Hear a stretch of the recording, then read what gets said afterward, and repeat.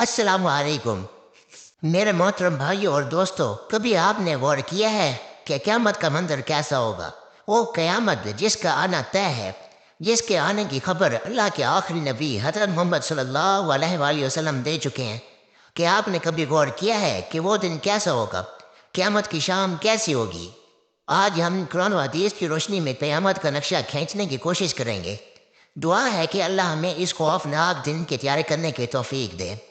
ایک ایسے ہی عام سی گرم دوپہر ہوگی یا پھر دوپہر ہوگی، پتہ نہیں وہ گرمی کا تپتپاتا ہوا سورج ہوگا یا سردی کا ٹھنڈا کپ کپاتا ہوا سورج ہوگا۔ شام حسب معمول ڈھلے گی اور دن کو الوداع کہے گی۔ دن اور رات حسب معمول یہ کہہ کر جدا ہوں گے کہ کل پھر ملیں گے۔ پرندے گھونسلوں کی طرف حسب دستور لوٹیں گے۔ تاجر اپنی ترتیب پر اپنے گھروں کو لوٹیں گے۔ مائیں بچوں کو گود میں سلا کر بستروں پر دراز ہوں گی۔ وزیر اپنے تخت وزارت پر دراز ہوں گے۔ پولیس والے اپنے چوکیوں پر پہرا دیتے دیتے یہ سوچ کر گھوم رہے ہوں گے کہ کب صبح ہوگی اور میری ڈیوٹی تبدیل ہوگی، اور دوسرا حوالدار کی ڈیوٹی کیا دے گا۔ رات کو کسی گھر میں مہندی لگ رہی ہوگی کہ صبح بارات آنی ہے، اور کسی گھر میں بارات آ چکی ہوگی اور اگلی صبح ولیمہ ہوگا۔ کہیں پہ رات کو دکان مکمل ہوئی ہوگی اور صبح کو دکان کا افتتاح ہونا ہوگا۔ کسی کا رات کو گھر مکمل ہوگا اور صبح نئے گھر میں منتقل ہونا ہوگا۔ یہ ساری رات حزب معمول کی وہ باتیں ہیں جو آج کے دن بھی کسی نہ کسی جگہ ہو رہی ہوں گی، اور قیامت سے پہلے کی شام بھی بالکل عام سی شام ہوگی۔ ایسی ہی اقسام آئے گی، ہولے ہولے اور دھیرے دھیرے آئے گی، اور پھر سارے عالم پر چھا جائے گی۔ پھر سورج اسی طرح حزب دستور اپنے چہرے سے نقاب ہٹائے گا اور عالم سے اندھیرے کو جدا کر دے گا۔ آنکھیں کھولیں گے، مرغ اذان دیں گے، بلبل کا نغمہ ہوگا، گوئل کی کوکو ہوگی، چڑیوں کی چہچہاہٹ ہوگی، جھرنے اسی طرح اپنے پانی کے ساتھ بہہ رہے ہوں گے، دریاؤں میں طبیعانی حسب دستور ہوگی، سمندر میں موجوں کی اٹکلیاں حسب دستور ہوں گی، سبزی لینے والے صبح صبح منڈی جا رہے ہوں گے، اور آپ کام کاج والے گاڑیوں کے اڈے کی طرف جا رہے ہوں گے، ڈرائیور اپنی گاڑیاں ٹھیک کر رہے ہوں گے، مائیں بچوں کو اسکول کے لیے تیار کر رہی ہوں گی، کوئی مکھن کا پیڑا نکال رہی ہوگی تو کوئی ڈبل روٹی پر مکھن لگا رہی ہوگی، اور کوئی پراٹھے تو توے پر ڈالنے جا رہی ہوگی۔ حالی نے حل کھیت میں ڈال دیا ہوگا، دکاندار نے دکان کھول لی ہے، گاہک نے آگے قدم رکھا تو دکاندار نے مرحبا کہا۔ 10 میٹر کپڑا طے پایا، اس نے کپڑا ناپا اور کاٹنے کے لیے کینچی ڈالی۔ ادھر دکاندار کینچی چلا رہا ہے، ادھر گاہک پیسے گن رہا ہے، اور ادھر کاٹ کا ہاتھ ہوا میں بلند بیج بکھیرنے کو ہے۔ ادھر دلہن کے لیے اس کی بہنیں اور سہیلیاں آئی بیٹھی ہیں، ادھر باراتی آئے بیٹھے ہیں۔ لوگ انتظار کر رہے ہیں کہ کب بارات چلے گی، کب باجا بجے گا اور کب دلہا آئے گا۔ ایسے ہی ایک عام دن ہوگا، حسب معمول کے کام جاری ہوں گے، حسب دستور دنیاوی معاملات بھی جاری ہوں گے، اور اچانک سے ایک ہیبت ناک آواز آئے گی۔ وہ آواز اتنی خوفناک ہوگی کہ اس آواز کو سن کر دکاندار کے ہاتھ سے کینچی گر جائے گی، گاہک کے ہاتھ سے پیسے گر جائیں گے، کاشتکار کے ہاتھ سے بیج گر جائے گا، دلہن کے گجرے ٹوٹ جائیں گے، مہندیاں گر جائیں گی، دلہن اپنی جان بچا کے بھاگے گی۔ دلہے کو اپنی بارات اور اپنی دلہن تک یاد نہ ہوگی۔ لڑکی والوں کو مہندی اور زیورات میں سجی ہوئی اپنی بیٹی یاد نہ ہوگی، تو لڑکے والوں کو گھوڑے پر چڑھتا ہوا دلہا بھول جائے گا، میراثیوں کو اپنے ڈھول بھول جائیں گے، سیاست دانوں کو اپنی سیاست یاد نہ ہوگی، حوالدار کو اپنا پہرا بھول جائے گا۔ وہ خوفناک آواز پورے جہاں کا کلیجہ چیر دے گی۔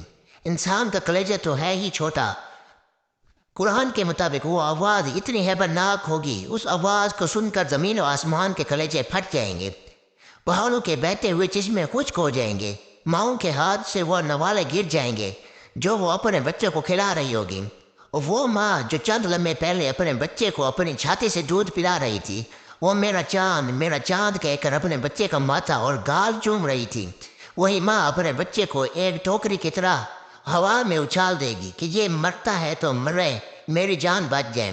لیکن آج بچے تو کون بچے، اللہ کے سوا آج ہر شخص پر اتنا خوف طاری ہے کہ اسے بچوں کی پکار سنائی نہیں دے رہی۔ آج دھرتی پر مسلمان کوئی نہیں ہوگا، یہ اللہ کا شکر ہے کہ قیامت صرف کافروں کے لیے ہے۔ مسلمان کوئی نہیں ہوگا۔ اس دن انسان اپنے ہاتھوں سے بنے ہوئے گھروں کو گرتا دیکھے گا، سنگ مرمر کی اینٹوں کو ادھڑتا دیکھے گا، اپنے تخت کے پرزے ہوتا دیکھے گا، اپنے اسلحے کو بکھرتا دیکھے گا، اپنی طاقت کو ٹوٹتا دیکھے گا، اپنے جسم کو ساتھ چھوڑتا دیکھے گا۔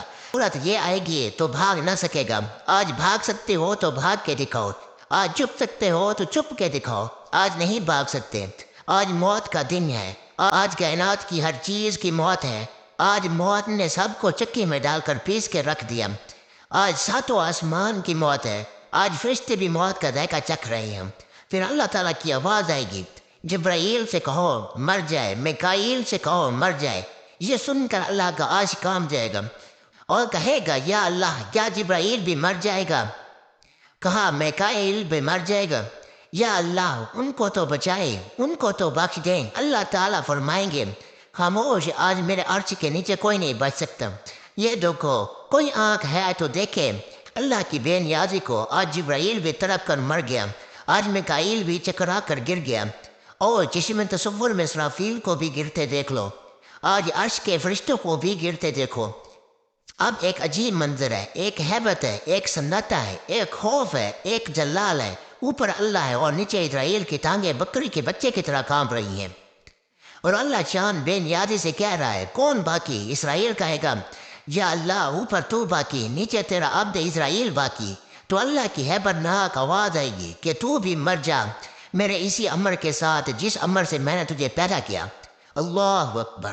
کوئی اسرائیل کو مرتا دیکھے مگر کوئی ہے ہی نہیں جو دیکھے۔ پھر سب کو موت کی وادی میں دھکیل کر اللہ کہے گا کوئی میرا شریک تو سامنے آئے، کوئی میرا شریک تو سامنے آئے، کوئی میرا شریک تو سامنے آئے۔ لیکن اس دن کوئی آواز نہیں آئے گی۔ اس دن تنہا تنہا اللہ کی ذات باقی ہوگی جو کہ وحدہ لا شریک ہے۔ میرے بھائیوں، یہ ہے وہ دن جس کا آنا طے ہے، یہ ہے وہ دن جس کے لیے ہم اس دنیا میں آئے ہیں۔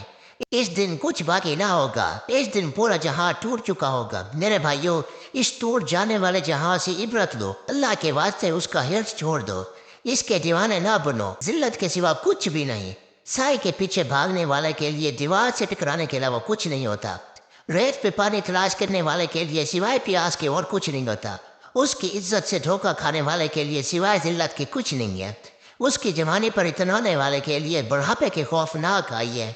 سستیاں ہیں۔ اس دن کا انتظار کرو جب بڑھاپا اس کی جوانی کو کھا جائے گا۔ اس دن کا انتظار کرو جب اس کی اولاد بھی کہے گی کہ اماں مرتی ہی نہیں ہے، ابا مرتا ہی نہیں۔ دعا کرو اللہ والد صاحب کے لیے آسانی پیدا کر دے، یعنی دوسرے لفظوں میں موت دے دیں۔ جگہ جی لگانے کی دنیا نہیں ہے، یہ عبرت کی جا ہے، تماشا نہیں ہے۔ جہاں میں ہے عبرت کی ہر سو نمونے، مگر تجھ کو اندازہ کیا رنگ و بونے۔